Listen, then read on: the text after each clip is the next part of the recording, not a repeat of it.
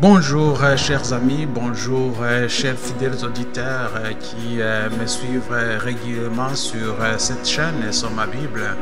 J'ai le plaisir d'être avec vous ce soir pour vous présenter comme d'habitude le résumé de la leçon de cette semaine, de la semaine qui va commencer.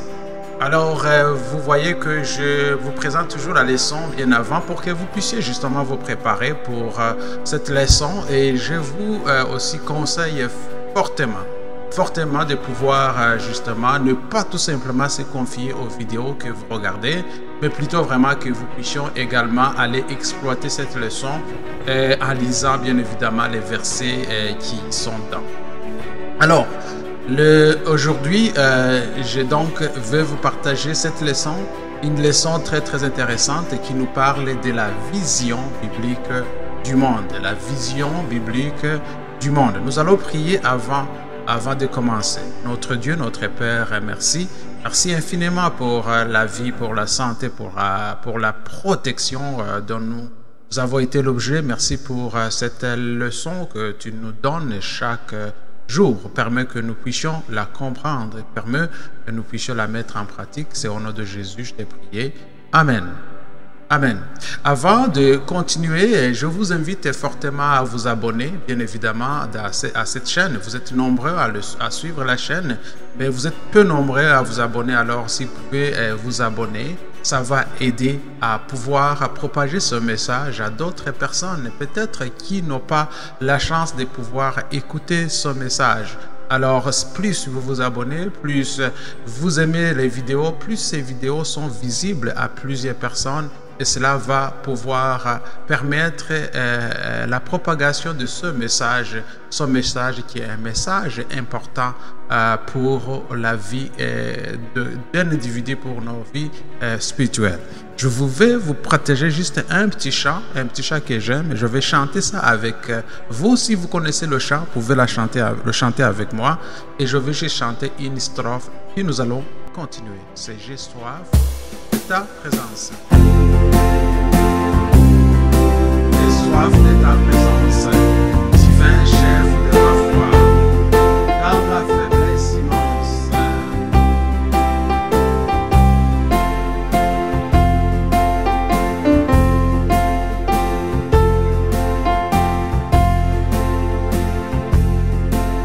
J'ai soif de ta présence, divin chef de ma faiblesse immense. C'est que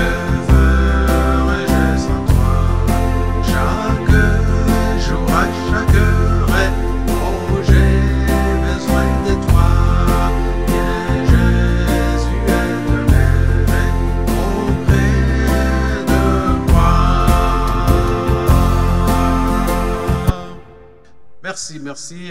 C'était un beau chant. Donc, j'ai soif de ta présence, divin chef de ma foi. Le verset à mémoriser se trouve en 1 Thessaloniciens, chapitre 5, verset 23.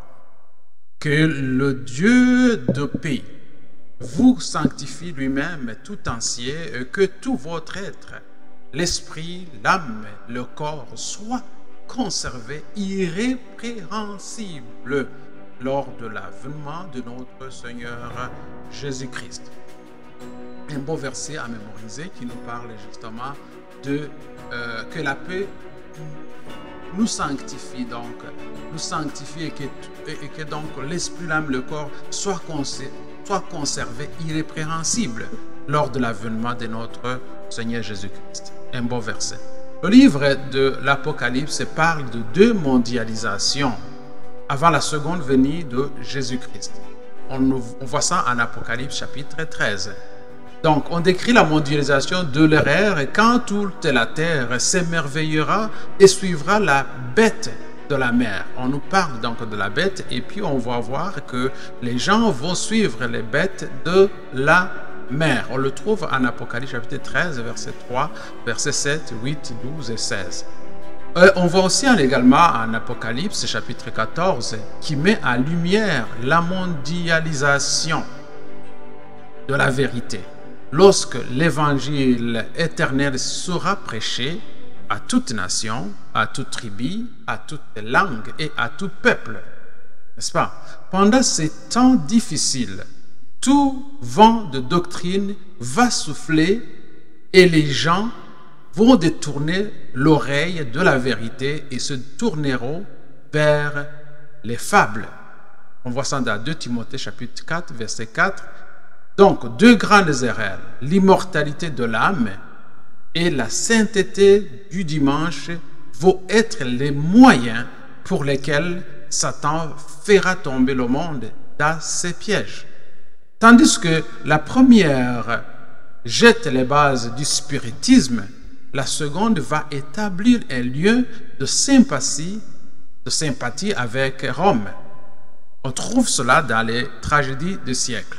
Alors, jusqu'à ce que les événements finaux vont se produire, nous devrions rester fermes dans notre croyance en toute la vérité que nous avons, qui inclut la nature de l'humanité et de la mort, alors que nous cherchons à être guidés par l'Esprit Saint, dans le but d'être prêts pour l'apparition glorieuse de Christ. Donc, c'est ça vraiment un peu.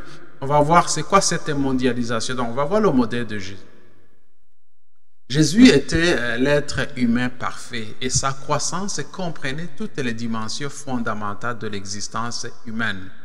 On voit que Jésus croissait en sagesse, en stature, physiquement et en grâce devant Dieu et devant les hommes.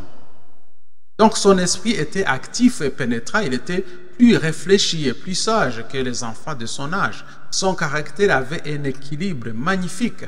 Ses facultés intellectuelles et ses forces corporelles se développèrent graduellement, n'est-ce pas, en harmonie avec les lois de l'enfance. L'enfant Jésus se montrait particulièrement aimable. Donc Jésus était un bon modèle, n'est-ce pas?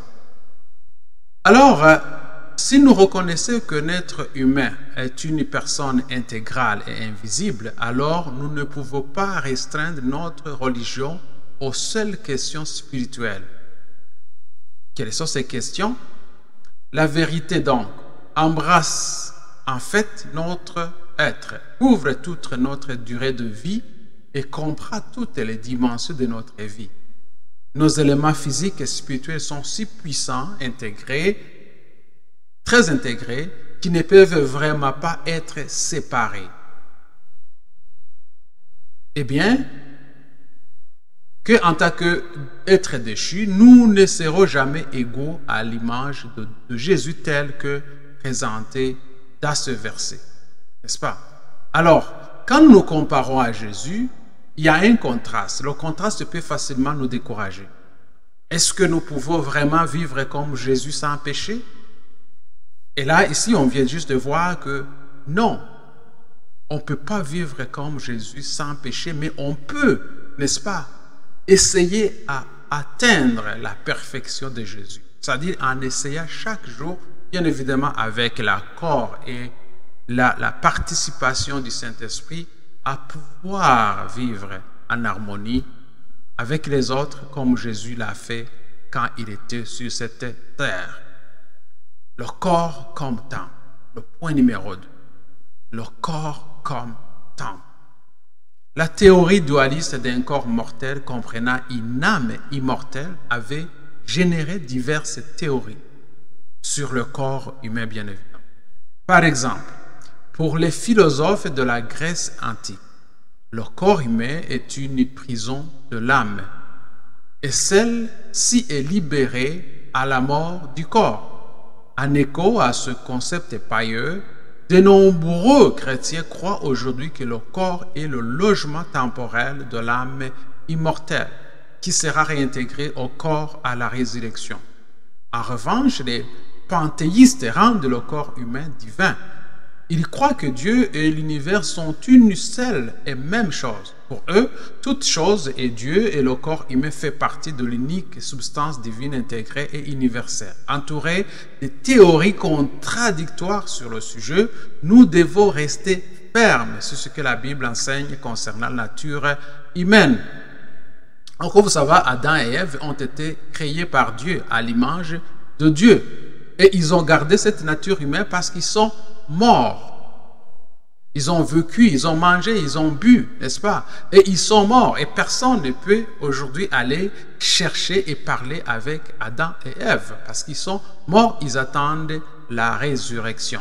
Donc, si nous reconnaissons qu'un être humain est une entité indivisible et que la religion couvre tous les aspects de la vie humaine, alors nous devons considérer notre santé physique aussi comme un devoir religieux. Nous devons prendre soin de nos corps. Nous devons être guidés par le principe inspiré. Soit donc que vous mangiez, soit donc que vous buviez, soit que vous fassiez quelque chose d'autre. Faites tout pour la gloire de Dieu. Faites tout pour la gloire de Dieu. Voilà un beau verset que j'aimerais partager avec vous. Point numéro 2, l'Esprit de Christ. L'Esprit de Christ, c'est quoi l'Esprit de Christ?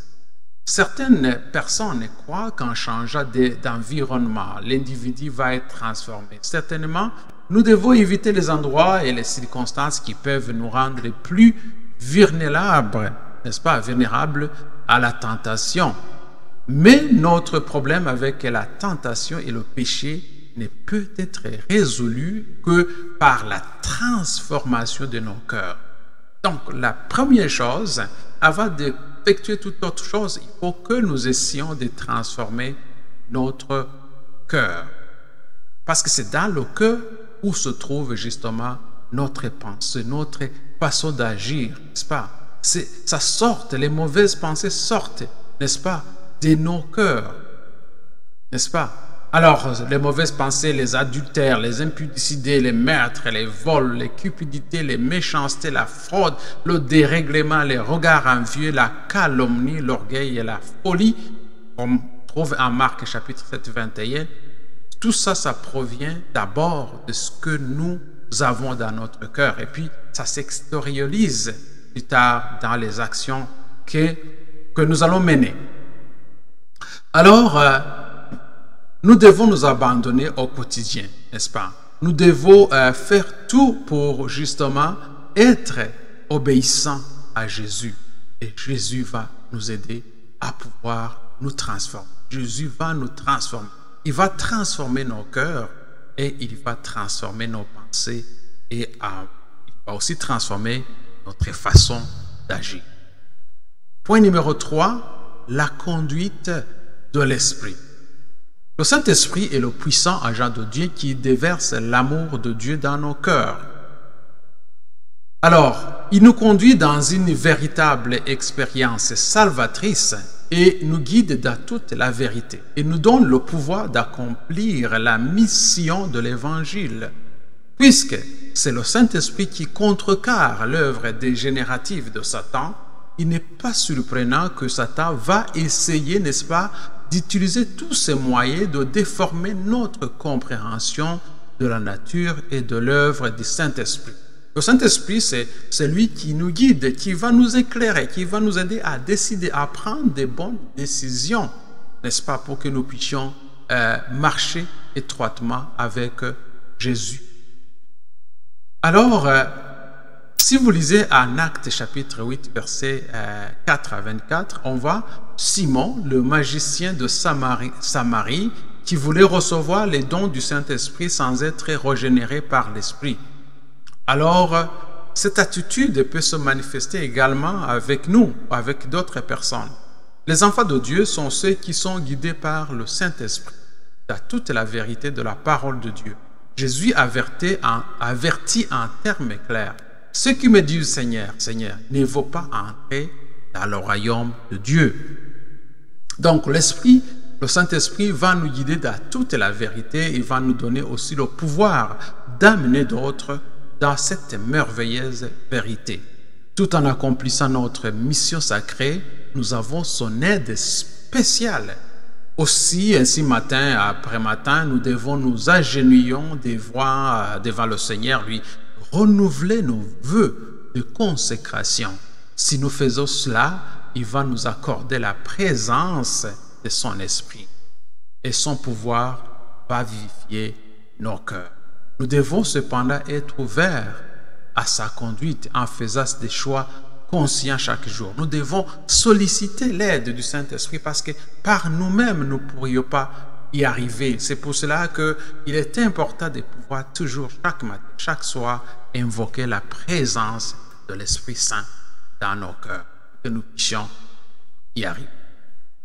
Voilà, prêt pour son apparition, qui est notre dernier point. Prêt pour son apparition. Nous vivons dans un monde frénétique avec trop de besoins artificiels et de distractions accrocheuses. Si nous ne faisons pas attention, ces choses peuvent prendre tout notre temps et peuvent pervertir nos priorités. Il ne s'agit pas seulement d'un autre sous-produit de notre cybermonde globalisé, non. Les chrétiens de toutes les époques, à un degré ou à un autre, doivent être sur leur garde contre les tentatives de Satan, de les distraire de ce qui compte vraiment dans leur vie. Qui, s'il n'est pas prudent, risque de détourner le regard du Seigneur et s'attarder sur des choses charnelles et mondaines, des choses qui, en fait, de compte, ne peuvent finalement pas nous satisfaire et qui, à la fin, peuvent conduire à notre ruine spirituelle. Alors, on peut se poser la question, quelle est la différence, voyez-vous, entre le fait de nous préparer à la seconde venue et le fait d'être prêt pour cet événement? Alors, nous devons toujours être prêts. Nous devons nous préparer chaque jour parce qu'on ne sait pas quand, l'heure, la seconde où Jésus va revenir. Donc, nous devons être toujours prêts. Souvent, l'idée d'une préparation continue pour la seconde venue devient une excuse pour la procrastination. Cette notion peut facilement conduire à se détendre sous l'hypothèse du méchant serviteur. Mon maître tarde à venir. Alors on dit, ça tarde à venir, je peux faire entre-temps ce que je veux. Mais il faut toujours être prêt. Parce qu'on ne sait pas quand et comment, on ne sait pas comment on va mourir. On ne sait pas quand est-ce qu'on peut perdre sa vie. C'est pour cela qu'on doit être toujours prêt. Est-ce que vous êtes prêts, chers amis? Est-ce que vous êtes prêts? Quand Jésus va revenir, est-ce que vous serez prêts? Si vous pouvez répondre à cette question, que vous êtes prêts maintenant, à ce moment-là, vous êtes prêts. Donc, le temps du salut pour du point de vue biblique, c'est aujourd'hui et jamais. Jamais demain. Et plus encore, à moins qu'une expérience de conversion majeure n'ait lieu, nous continuerons à être à ce que nous sommes maintenant. Le temps lui-même ne convertit pas les non-convertis. Au contraire, à moins de grandir continuellement en grâce et d'aller de l'avant dans la foi, la tendance serait de s'éloigner, de devenir endurci, de devenir sceptique, de devenir cynique, voire incrédule. De ce point de vue, nous pouvons dire que chaque jour de notre vie est notre vie en miniature. Ainsi, par la grâce de Dieu, nous devons planifier pour l'avenir. Nous devons aussi être prêts chaque jour pour le retour de Jésus. Surtout parce que, compte tenu des contingences de cette vie, aujourd'hui, ça pourrait être notre dernier jour. Chers amis, je vous invite fortement à pouvoir vous préparer pour ce dernier jour. Que Dieu vous bénisse, que Dieu vous garde. À la semaine prochaine.